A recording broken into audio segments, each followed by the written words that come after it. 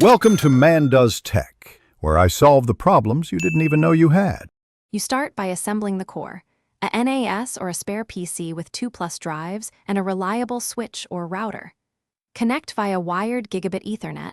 Wireless adds latency. Once powered, assign a static IP or DHCP reservation so the device stays reachable. Configure storage. Choose RAID 1 if you want redundancy, RAID 0 if you need speed. Understand the trade-off. Make sure firmware and BIOS are up to date before you install any software, so the base is stable. Next, install the NAS operating system and storage stack. Choose True NAS, Open Media Vault, or a vendor DSM and follow the installer prompts.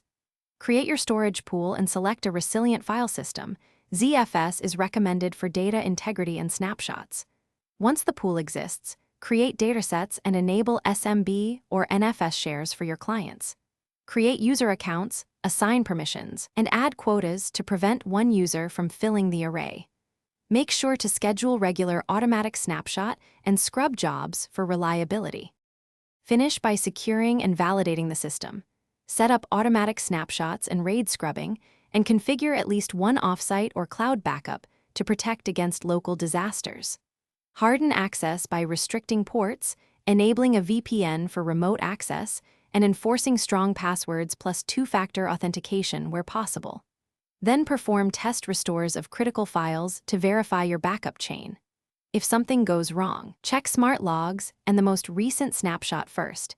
It often reveals. Thanks for watching. If you found this helpful, don't forget to like and subscribe.